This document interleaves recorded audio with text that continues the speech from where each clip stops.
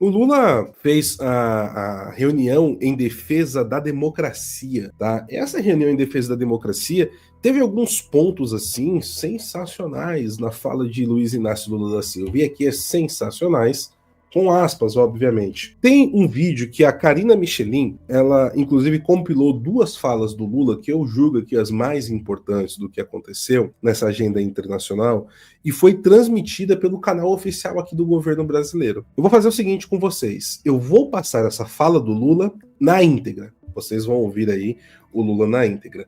Em seguida, eu vou passar de novo e a gente vai decupando tudo que o Lula está falando.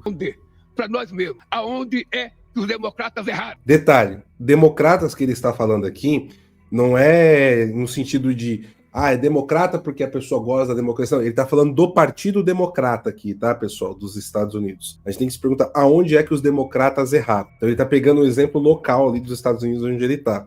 Aonde é e o momento que a esquerda errou? Por que nós permitimos que a extrema-direita crescesse com a força que está crescendo? Olha só, isso aqui é interessante, porque você fica na dúvida do que ele está falando. Primeiro, aonde que a esquerda errou e permitir que a extrema-direita crescesse como está crescendo. Ou seja, para eles, qualquer coisa ao milímetro do que eles acreditam que é certo é extrema-direita. Assim, não existe centro-direita, não existe direita, só existe ultra-direita, só existe a direita radical, só existe esse tipo de coisa da extrema-direita que eles estão dizendo, né?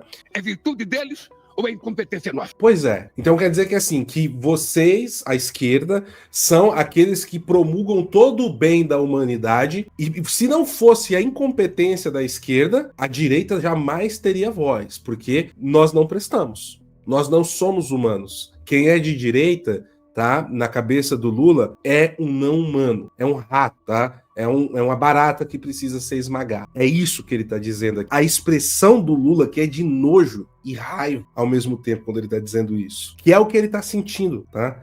Mas vamos lá. Vamos responder para nós mesmos. O que nós deixamos de fazer para fortalecer a democracia? Ou seja, toda a direita é ditadura. Democracia só existe se for de esquerda, certo? República Popular Democrática da Coreia do Norte, democracia, certo? República Popular da China, comandada pelo Partido Único do Partido Comunista da China, democracia. Você vai pegar a República de Cuba, que é governada pelo Partido Único, Partido Comunista Cubano, democracia. Nicarágua, da Frente Sandinista de Libertação Nacional, que foi a base do Foro de São Paulo de Daniel Ortega, democracia. Venezuela, Partido Socialista Unido da Venezuela, o PSUV, democracia. E aonde que tem o problema? No Brasil. É extrema e é bolsonarista, tá? Porque assim, na cabeça deles também, todas as pautas da direita se reduzem a uma pessoa, tá? Então assim, se tem direita nos Estados Unidos, que ele não cita aqui, mas ele coloca no mesmo balaio, é por causa do Trump. Então antes não existiu o Reagan, não existiu o Bush, com todos os problemas do Bush, o Rudy Giuliani nos Estados Unidos, não existiu o Glenn Youngkin, não, tudo o que existiu, o que não existiu o Roberto Campos no Brasil, não existiu Enéas Carneiro no Brasil, tá?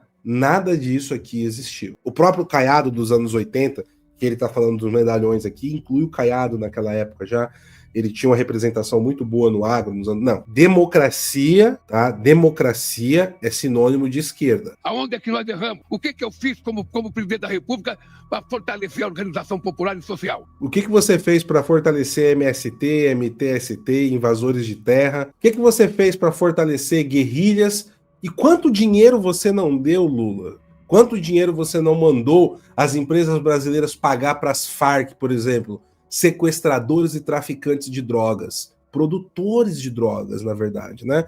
Produtores de cocaína, senhor Luiz Inácio Lula da Silva. Porque muitas vezes a gente ganha as eleições com um discurso de esquerda e quando a gente começa a governar, a gente atende muito mais os interesses dos nossos inimigos do que dos nossos amigos. Aqui ele está fazendo uma autocrítica verdadeira.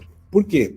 Quando o Lula ganhou a eleição em 2002, ele assume ali em 2003, o Brasil estava no ápice, pessoal. Ele estava no pico, o Brasil, das commodities. Então, o Lula ele surfou em um momento da política internacional e de estabilidade no mundo, apesar da guerra contra o terror, muito grande. E ele pegou o Brasil muito estabilizado pelo Plano Real e por 2 mandatos do Fernando Henrique, tá?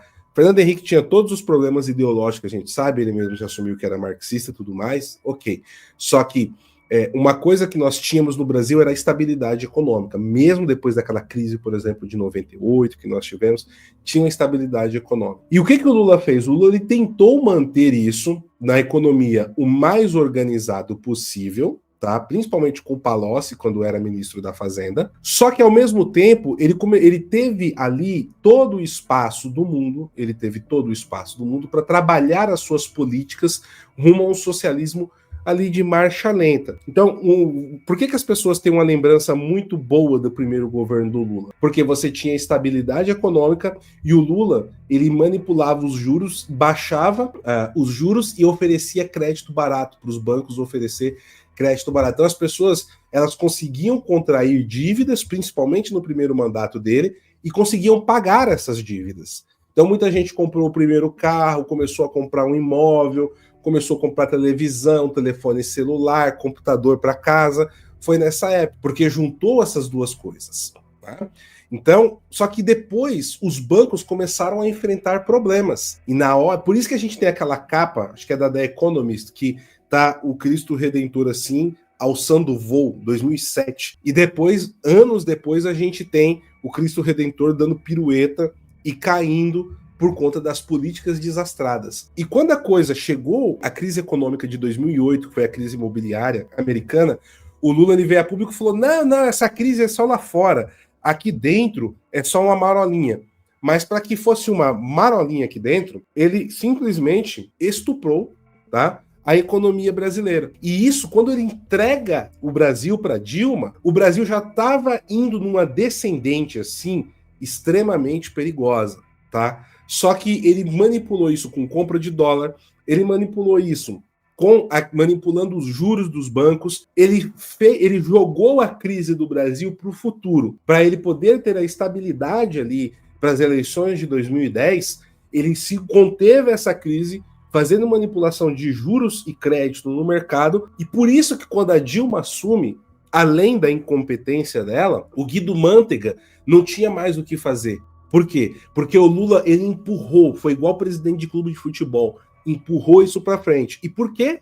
Para agradar o mercado aqui, certo? Segundo a ótica que ele está falando. Então, ele não tomou as medidas impopulares corretas, por exemplo, como o Milei está fazendo na Argentina nesse momento, pensando no bem da nação. Não, ele agiu para agradar esse setor, para se perpetuar no poder. Eu estou falando só do ponto econômico. Ele percebeu também que para ele ganhar essa eleição, ele tinha que deixar de ser um revolucionário. Ele tinha que deixar o discurso extremista de esquerda, comunista de lado. E não foi porque ele é bonzão, porque ele é lindo, porque... Não, em 2002 ele fez porque o Hugo Chávez aplicou o esquema cubano, desenvolvido pela inteligência cubana, e foi o verdadeiro paz e amor. Eu tenho um vídeo aqui, tá no meu site, que faz parte das notas de rodapé aqui do meu livro, ó, O Foro de São Paulo e a Pátria Grande. Eu quero mostrar para vocês. Isso daqui foi no final de 1998. El presidente venezolano Hugo Chávez está en las noticias por su enfermedad, padece de cáncer, y por sus constantes viajes a Cuba para tratamiento, pero sigue siendo candidato presidencial para las elecciones de octubre. Hoy iniciamos un nuevo segmento en que vemos lo que nos dijeron los políticos en el pasado para ver si han cumplido sus promesas, y encontramos esta entrevista de 1998 en que Chávez miente por lo menos 3 veces. Como verán, lo que dijo en ese momento ya no lo cumplió cuando llegó a la presidencia. Dijo, por ejemplo, que no nacionalizaría empresas y las nacionalizó. Dijo que no tomaría el control de los medios de comunicación y lo hizo. Y hasta le llamó dictador a Fidel Castro. Ahí está la entrevista. Comandante, déjeme hablarle sobre el miedo que usted genera en muchísimas personas. En el exterior hay gente que le tiene miedo. Usted sabe eso, ¿no? No sé por qué. Bueno, primero, dicen que no es demócrata. ¿Usted está dispuesto a entregar el poder después de 5 años? Claro que estoy dispuesto a entregarlo, no solamente después de 5 años. Yo he dicho que incluso antes, porque nosotros vamos a proponer aquí una reforma constitucional, una transformación del sistema político para tener una democracia verdadera, mucho más auténtica. Si, por ejemplo, yo a los 2 años resulta que soy un fiasco, un fracaso, o cometo un delito, un hecho de corrupción o algo que justifique mi salida del poder antes de los 5 años, yo estaría dispuesto a hacerlo. ¿Nacionalizaría algún medio de comunicación, algún medio No, privado? basta con el medio de comunicación que tiene el Estado hoy. El Estado tiene el Canal 8 venezolana de televisión. Hay que repotenciarlo, ponerlo a trabajar en función de la educación nacional, de los valores nacionales. Los demás canales, yo tengo las mejores relaciones con ellos, con los medios de comunicación, deben seguir siendo privados. Más bien estamos interesados en que se amplíen, se profundicen. ¿No hay intención de nacionalizar absolutamente nada? No, absolutamente nada. Incluso hemos dicho, nosotros estamos dispuestos a darle facilidades aún más de las que hay a los capitales privados internacionales para que vengan aquí a invertir en las más diversas áreas: agricultura, agroindustria, petroquímica, industria gasífera, todo lo que es el desarrollo del país, que tenemos vea que tenemos un proyecto bastante ambicioso que necesitará de la inversión privada. Yo aprovecho para hacer un llamado a todo el mundo. Yo no soy el diablo, yo soy un hombre que va con los mejores lazos de hermandad a trabajar conjuntamente con todos los países de América Latina, de Norteamérica y del mundo entero. La última pregunta de Cuba es esta. Si para usted Cuba es una dictadura o no es una dictadura. Sí, es una dictadura. Sí, es una dictadura. Sí, pero no puedo yo condenar a Cuba. ¿Sabe? Hay un principio de derecho internacional que es la autodeterminación de los pueblos. Los pueblos deben darse sus gobiernos o deben hacer sus propias historias. Yo no puedo desde Caracas, sentado aquí, empezar a juzgar a los gobiernos y a los pueblos del mundo. Y estas son algunas de las mentiras de Hugo Chávez. Essas são algumas das mentiras de Hugo Chávez. Tá vendo, pessoal? Viram aqui, né? E vocês perceberam, o Huguinho Paz e Amor, Hugo Chávez, ele tinha a mesma aparência, o mesmo método que espantava as pessoas, como Luiz Inácio Lula da Silva. Assim, é tanta mentira que envolve Lula, que até mesmo o Lulinha Paz e Amor, que a própria direita fala o tempo inteiro que é algo do Lula, não foi o marqueteiro dele que criou, isso foi criado dentro da cúpula do Foro de São Paulo, tá? Vou voltar essa partezinha aqui, então, só para continuar no contexto, tá? Muitas vezes a gente ganha as eleições com um discurso de esquerda e quando a gente começa a governar, a gente atende muito mais os interesses dos nossos inimigos do que dos nossos amigos. Muitas vezes a gente governa dando resposta a que a imprensa publica sobre nós. A cobrança do mercado, a necessidade de contentar o mercado, a necessidade de contentar os adversários e muitas vezes os nossos eleitores que foram para a rua, que apanharam, que foram achincalhados, são considerados por nós sectários e radicais. E a gente começa a não dar atenção a eles e dar... O Rui Costa Pimenta agora deve ter dado pulinhos de alegria. Ai, papai Lula falou de mim, né? atenção àqueles que falam bem da gente. Esse é o fracasso da democracia. Esse é o fracasso da democracia. O que o Lula quis dizer com isso, então? Que você não seguir a militância e impor o social-comunismo aqui, o socialismo, o comunismo, que eles querem aplicar, que eles até criaram o socialismo do século XXI, principalmente o grande líder do socialismo do século XXI era o Chávez. Ou será que ele está dizendo que a democracia é um sistema falho por ele não poder implementar aquilo que ele queria de fato? Eu acredito mais nessa segunda opção. Que o Lula tá falando que o problema da democracia é que ele tem que ouvir todos os lados da sociedade. Ele não pode implementar a ditadura do proletariado. Vocês estão entendendo a profundidade do que o Lula tá falando aqui? Esse é o problema da democracia, ter que dar voz aos outros. Vocês estão entendendo aonde que nós estamos em 2025 no Brasil? E o homem falando isso carregado de raiva, de ódio. Tá claro isso? Continuando aqui, vamos para a próxima parte do Lula. Em 89 eu descobri que era possível sim, porque eu disputei com todos os medalhões da política brasileira, todos os figurões, e eu, um simples metalúrgico, fui o segundo colocado. E fui para o segundo turno e tive 47% dos votos. A partir dessa votação, eu convoquei uma reunião chamada...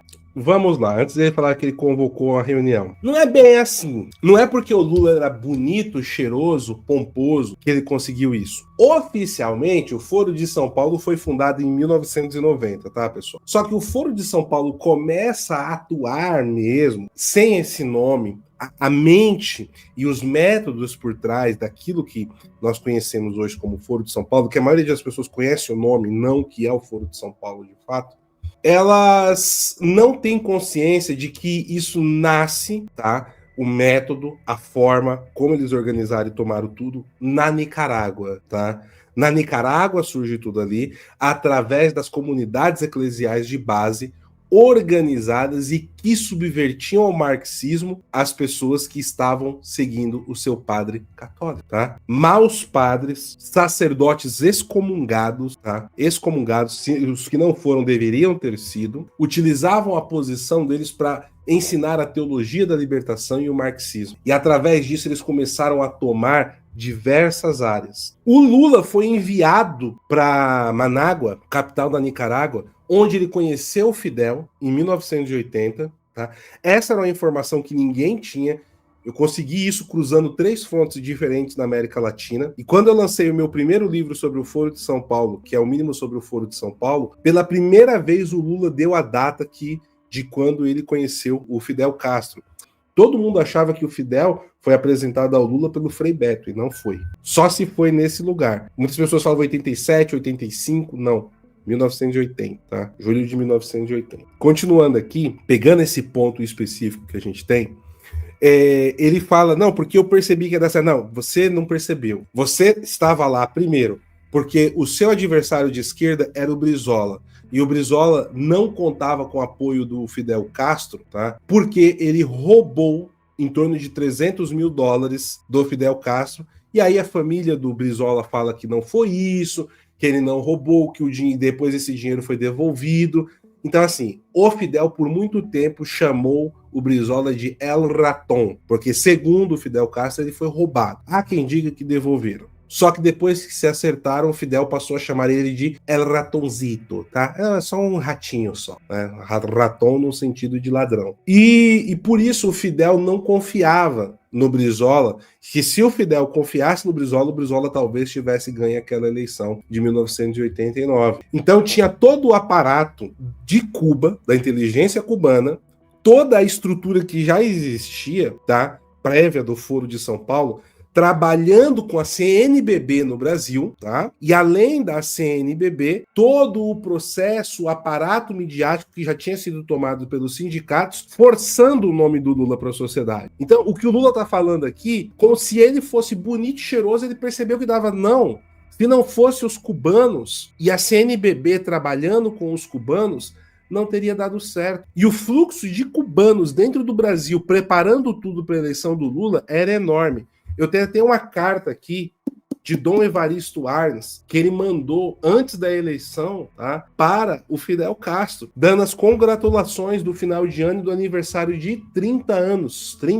29 anos ou 30 anos. Não, de 30 anos. Foi 88. 88, 89. Foi antes da eleição da Revolução Cubana. O Fidel ficou tão em êxtase que mandou publicar a carta no Grama. E o Evaristo Arns, né, que é outro que já foi excomungado, né? Enfim, deixa pra lá. Agora a esquerda católica agora tá processando, tá, pessoal? Só para avisar vocês.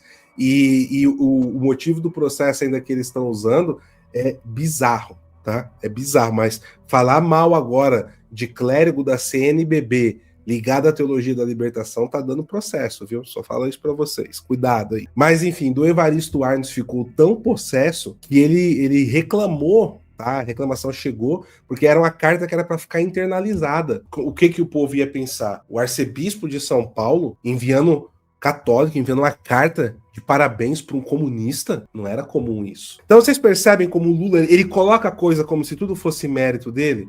E não era. E detalhe, já tinha tudo acertado lá no mosteiro de Itaici, aqui no interior de São Paulo, tá? Aonde aconteciam as reuniões da inteligência cubana com o clero vermelho da CNBB, e se o Lula não vencesse as eleições, eles iam criar uma organização para criar uma junção dentro da América Latina. E o Lula, ele foi garoto propaganda disso, porque ele teve uma boa votação, em um país que é visto como um gigante pelos nossos vizinhos, você entendeu? É uma liderança natural. Então, e o Fidel não teria esse corredor livre para poder entrar e sair de todos os países.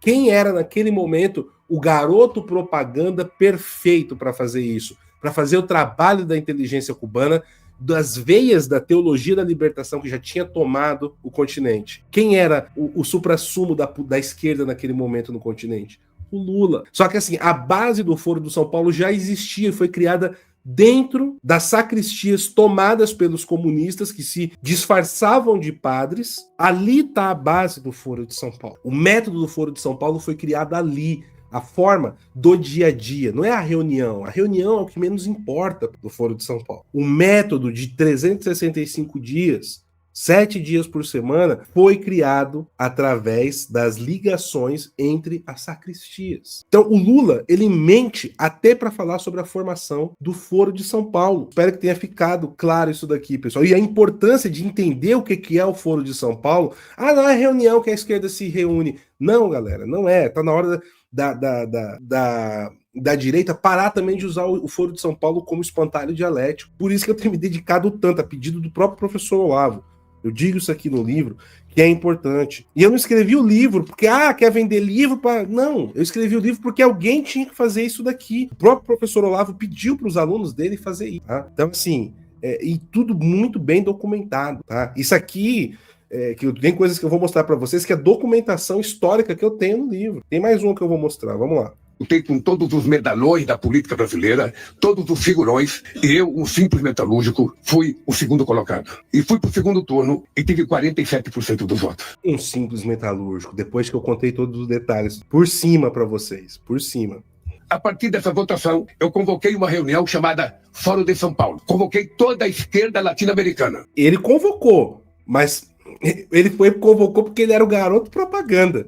Não porque ele teve a ideia que ele era maravilhoso, nada disso, nada disso. Para dizer para eles que era possível sim, através do uso da organização dos trabalhadores, a gente chegar à presidência da República. E foi assim que nós criamos o Fórum de São Paulo. Só para vocês terem ideia, da República Dominicana tinha 15 organizações de esquerda. A Argentina tinha umas 20 organizações de esquerda e ninguém falava com ninguém. Todo mundo era inimigo de todo mundo. Isso que ele falou aqui no final, isso é um fato, tá? Muitas pessoas acham também que foi assim, em 1990 o Lula criou o Foro de São Paulo e plim, maravilha, tá tudo aqui. Não, dos 3 primeiros anos, até ali 92, 93 principalmente, teve muito trabalho para a esquerda conseguir se organizar, colocar as diferenças do lado e o Foro de São Paulo começar a ter efeito, tá, pessoal? Inclusive, para escrever esse livro sobre o Foro de São Paulo, eu fui ler livros sobre o Foro de São Paulo de cubanos escritos com brasileiros, tá? Tem. Quando você mergulha na literatura da esquerda, tá tudo lá. Só que é mais fácil ficar só xingando o nome. O Foro de São Paulo. Não. Então, isso aqui que ele falou é verdade, tá? Inclusive, a primeira reunião do Foro teve até programação a menos por causa da semifinal da Copa do Mundo de 90 que a Argentina estava jogando. Só para vocês terem uma ideia. Né? Eles marcaram na hora do jogo. Quero mostrar para vocês o Lula dando uma entrevista em 2002, em plena campanha, para o Boris Casoy. Deixa eu tirar uma outra dúvida que toda hora aparece, especialmente no noticiário internacional. Fala-se, eu não acredito nisso, mas eu quero colocar isso na entrevista, de uma aliança, de um eixo Chaves, Fidel e Lula. Boris, você sabe que isso é no mínimo uma piada de mau gosto, e eu te aconselho até não repetir isso no vídeo, porque houve um tempo que houve uma aliança do mal aqui, que era Collor, Menem, Fujimori e Salinas, 4 que foram quase que presos como ladrões. Veja, eu sou um homem e o partido tem uma história muito democrática, o partido tem relação com todos os países do mundo, nós vamos poder provar, depois que ganharmos as eleições, que o Brasil vai manter uma relação muito eficaz, desde os Estados Unidos, desde a Argentina, desde a Europa, com todos os países, porque interessa a um país como o Brasil fazer alianças políticas, fazer acordos comerciais, fazer acordos culturais, e nós não vamos, a priori, vetar ninguém. Nós queremos aliança com todo mundo e vamos ser um país aberto para discutir todos os problemas com todos os países do mundo que queiram discutir conosco. Quero esclarecer que essa história não é uma história minha, é uma história que rola a todo momento na imprensa internacional. Eu queria ouvir o que eu já esperava ouvir, sem dúvida nenhuma, de que isso é uma invenção absurda, provavelmente. O Boris nunca comentou sobre isso, né? Tá em tempo ainda, Boris Casoy. Agora, antes de continuar aqui, vocês perceberam como o Lulinha Paz e Amor foi, na verdade, o Guinho Paz e Amor de 98? Vocês viram que até a estrutura do que ele tá falando, como é parecida com o que o Chaves fez em 98? Que, na verdade, quem elaborou isso foi a inteligência cubana, que aplicou com o Chaves, deu certo, replicou no Lula. E depois foi replicando por vários outros países, porque a fórmula deu certo, eles encontraram o meio termo de convencimento da população. Por isso que 8 anos depois dessa entrevista, o Foro de São Paulo controlava praticamente toda a América Latina e metade da América Central. Dos seus adversários políticos. Queria tirar uma outra dúvida. Cotas para negros, você falou em métodos científicos no debate da Globo. Foi uma falha de expressão ou você imagina que possam ser aplicados métodos científicos para dizer quem é negro e quem não é negro no Brasil? Ô Boris, primeiro ainda voltando à questão internacional, não é a imprensa internacional que diz isso. Nós temos um jornalista que deve ser um grande picareta em Miami, que escreveu isso. Foi só nesse jornal de Miami que saiu essa matéria.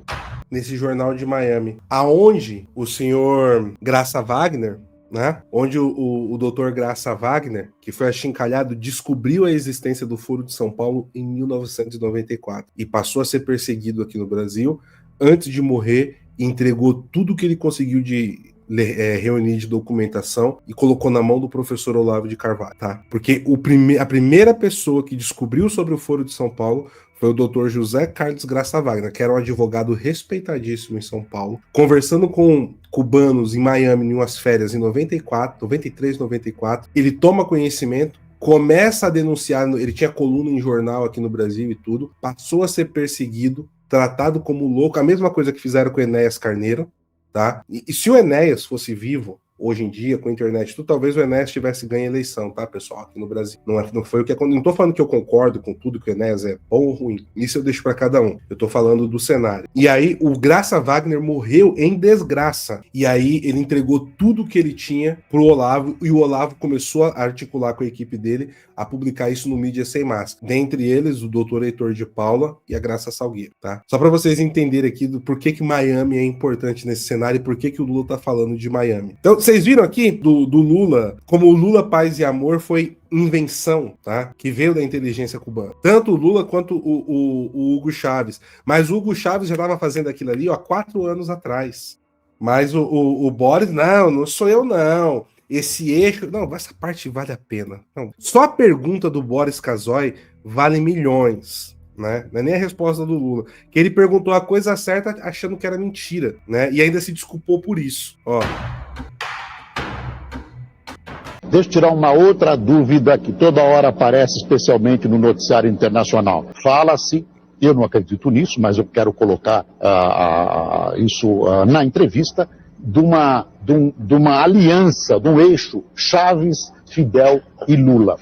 Gente, era exatamente Brasília, Caracas, Cuba, Partido Comunista Cubano, Hugo Chávez e Lula. Era a base. O Boris falou assim, não, estão falando do Foro de São Paulo, mas eu não acredito nisso. Nessa época aqui, tá? Vamos lembrar também que o Olavo escrevia em grandes jornais. O professor Olavo escrevia em jornais, já tinha começado a falar do Foro de São Paulo aqui. Esse eixo que o Boris está perguntando e fala que não acredita, tá aqui, é o Foro de São Paulo. E ainda as pessoas não acreditam. Mesmo com o Lula falando o que ele falou hoje, as pessoas não acreditam. O que eu quero mostrar para vocês? Uma outra nota de rodapé do livro, porque eles falam que não tem nada a ver com o crime organizado.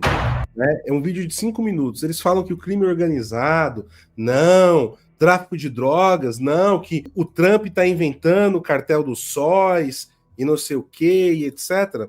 Então, e se a gente pedir aqui para o Hugo Chávez contar para a gente de como ele conheceu um dos líderes, tá? Um dos líderes das Farc através de uma reunião do Foro de São Paulo. Quando o Fidel trouxe o Hugo Chávez para ser o seu pupilo, logo em seguida colocou ele na cúpula do Foro de São Paulo. Quando eu falo a cúpula, é a cúpula mesmo. E ele foi introduzido, foi começando a conhecer as pessoas. E ele conheceu só das cabeças mais importantes das Farc, que foi o Raul Reyes. E aqui, o contexto é o programa que, olha só, 10 anos atrás ele falou, não, estatizar não, a gente vai usar para educação aqui. Ele está na TV estatal, que ele falou que ia ser utilizada para o bem da população, fazendo o seu programa, né, matinal.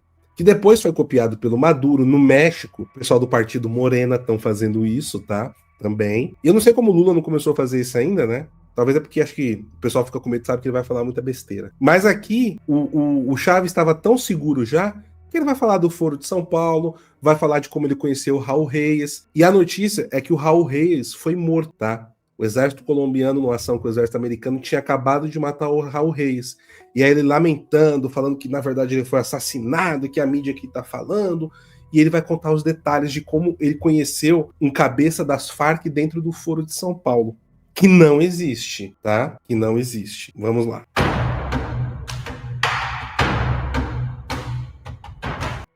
Noticieros del de Venezuela, pues mataron al número 2 de la FARC, Raúl Reyes, corrió el mundo, todo el hubo, este diario Vea, asesinado con Raúl Reyes, territorio ecuatoriano. Vean ustedes la forma de hacer periodismo. Esta es la verdad, esta es la verdad, es la verdad. La prensa de la oligarquía lo recoge de otra manera. La oligarquía colombiana dice que fue un combate, no fue ningún combate, fue un cobarde asesinato, todo fríamente preparado. Las verdades van saliendo, las verdades van aflorando.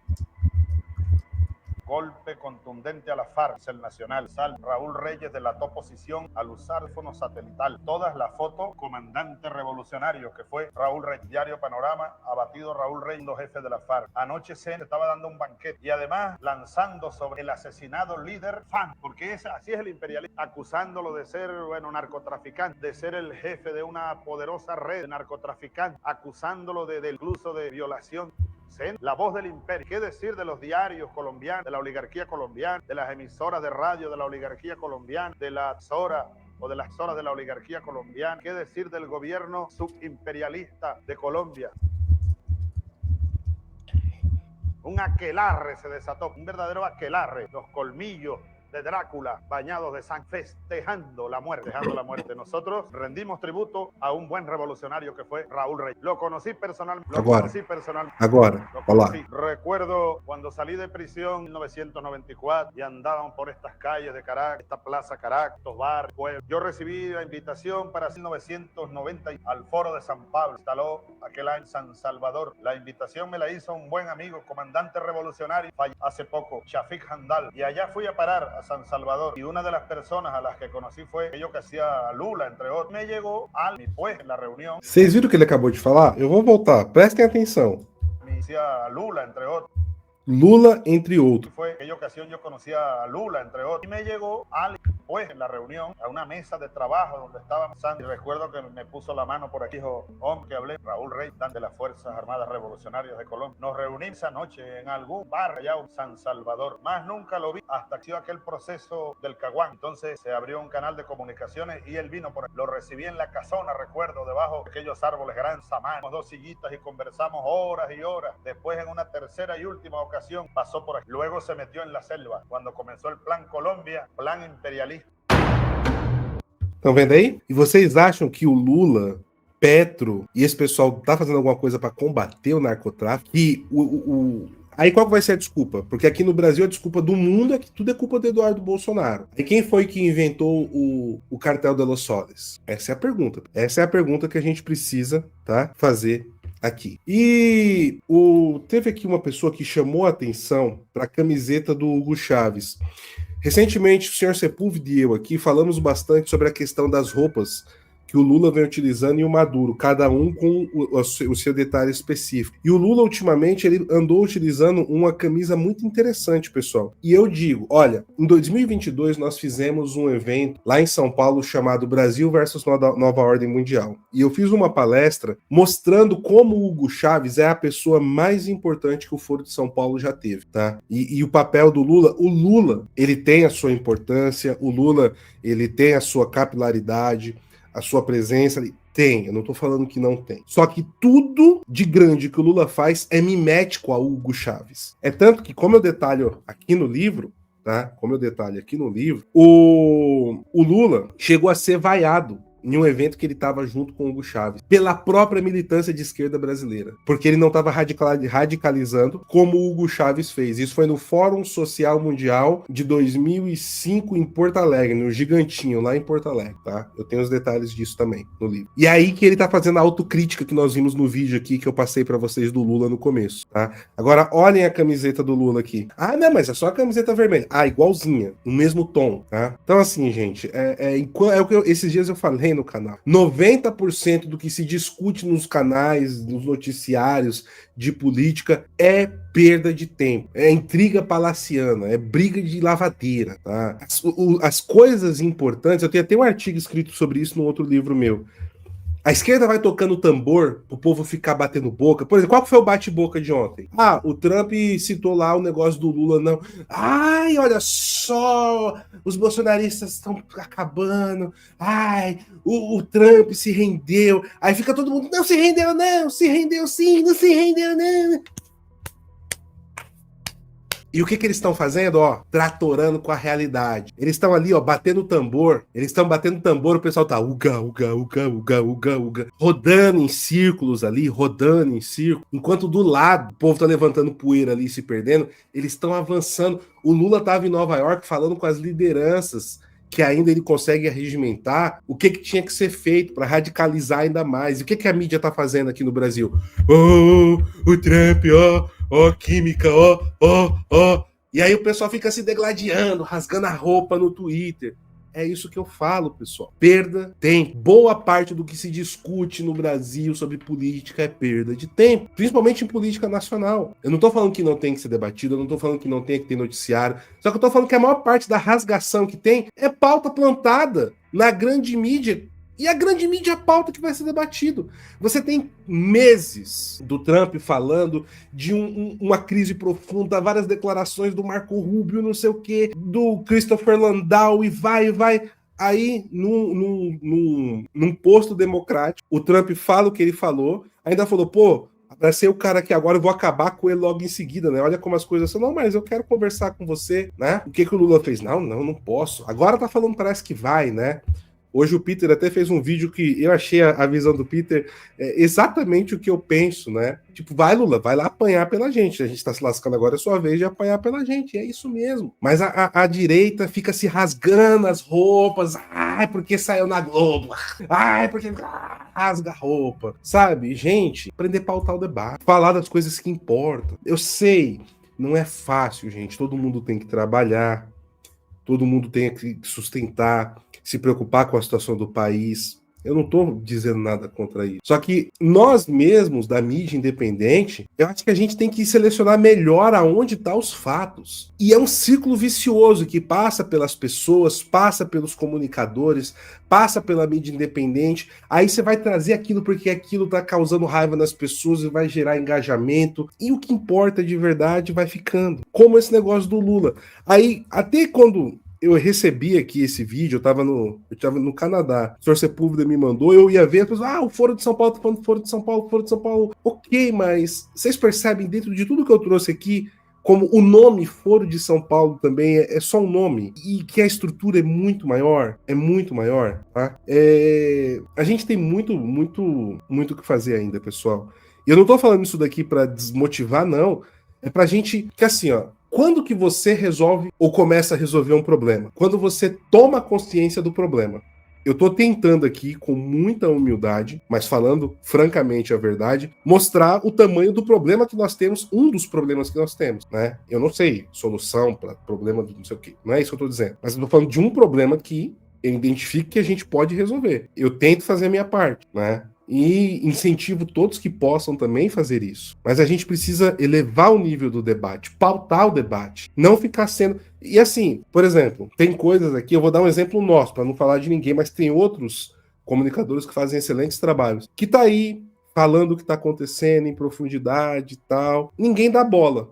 E aí quando ele fala, esse cara é louco, olha só por quê? Porque a direita tá debatendo o quê? Discutindo a tese da grande mídia, da grande imprensa e não sei o quê, ou a mentira que veio daquele centro ideológico ali, daquela ponta de Moscou, né, e etc. Mas o cara usa... Não, ele é comandante. Olha, não, ele é do exército, ele tem a bandeira do Brasil ali, ele usa a farda. Não, ele é um homem acima do bem e do mal. E aí você tá ali falando as coisas, aí todo mundo tira de louco. Aí de repente as coisas começam a acontecer daquele jeito. Aí todo mundo começa a falar como se as loucuras que ela tava falando, as narrativas idiotas, os tambores que a mídia tava batendo, ele tava batendo o pé para subir poeira, ele não tivesse feito nada disso. Gostou desse corte? Então se inscreva no canal para você não perder nenhuma informação aqui rápida e direta para você. E se você quiser ter a geopolítica descomplicada, se inscreva no nosso canal principal também. Idem Vele, idem Nolem.